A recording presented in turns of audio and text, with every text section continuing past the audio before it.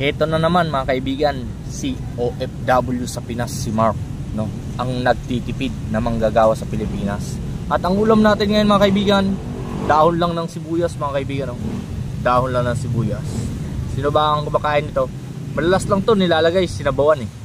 Mga sinabawan na luto, mga luglog, loming.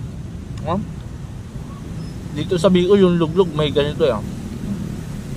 Kaya paborito ko ito sa mga ano, mga lomi or luglog pag may ganito. Nakakasarapan ako. Pero ngayon, ulam natin ang sibuyas, ang kapyam. No, yung laman. Pero pag dahon, gulay na yan mga kaibigan, dahon na eh. Green leafy vegetable na to.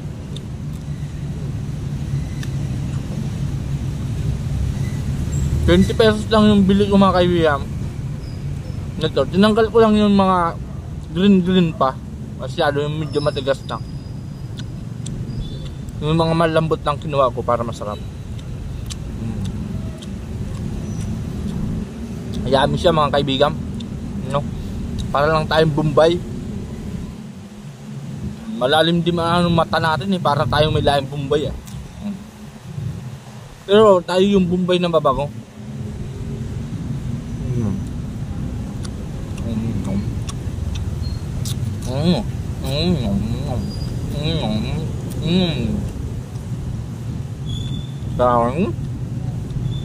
Dami mga kaibigan, dahon ng sibuyas, the best na ulam. Kilaw lang mga kaibigan, oh. Para ka lang kumain yung puting sibuyas, diba ang mahal nun. Tapos sa ano talaga kinakain niya Middle East, nakain lang yung sibuyas na hilaw, ano.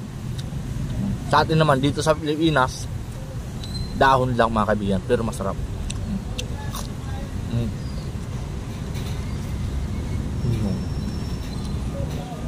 Dami, manamis, damis. Lasang-lasang sibuyas mga kaibigan. Saka pagkatapos natin kumain, Bombay na tayo. Maganda na ang panahon ngayon mga kaibigan. Masarap na magtrabaho ngayon. At araw-araw naman nasasarapan magtrabaho.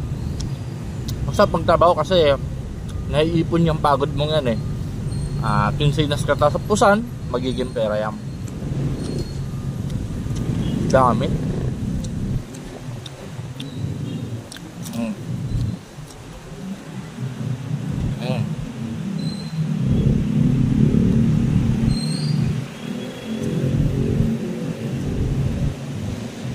Kahit saan lang tayo mga kaibigan makapagpwesto, kung saan naabutan tayo ng gutom, doon na tayo kakain. Nandito tayo sa plaza. Wala nang ulan, no? Napakaganda ng panahon. Wala lang init.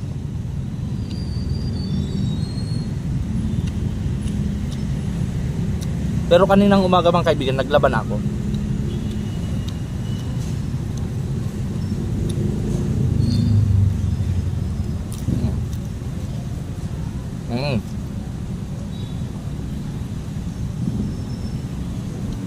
Isipin na lang natin mga kaibigan, may sinabawan tayo. Pero wala tayong pambili ng mga sinabawan na ulam eh. Kahit lang, yung panglagay lang sa sinabawan. Pobre lang tayo manggawa sa Pinas eh. ₱20 lang bili ko nito, oh. Solve na.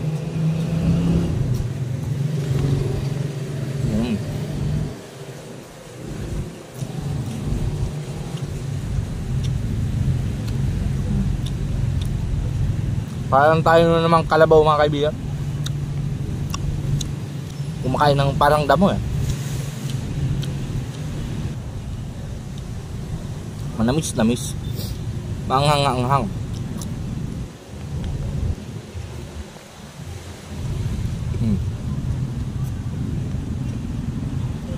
Mahangin mga kaibigan.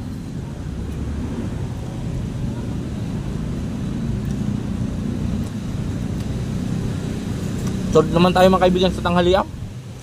Healthy tayo nito kasi mga healthy foods ang kinakain natin. Gusto ng hangin. Tunay na ang hangin ah.